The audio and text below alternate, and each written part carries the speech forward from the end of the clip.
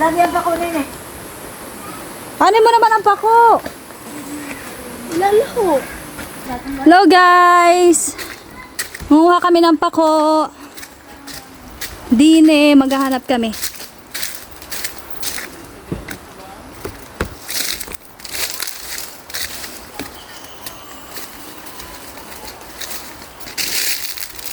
Meron ba?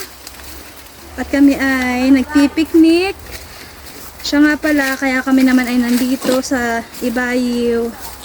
Nawala na naman kami ng kuryente. So, syempre sa aming takbuhan na lugar, kapag sobrang init ay dito na naman po sa Ibayo. Parang wala naman. Ayan. Mr. Red. Ha?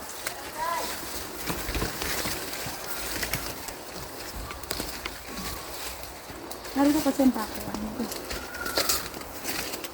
Parang wala naman. Pako. Wala no. Teka, itatayo ko ito. Chabern.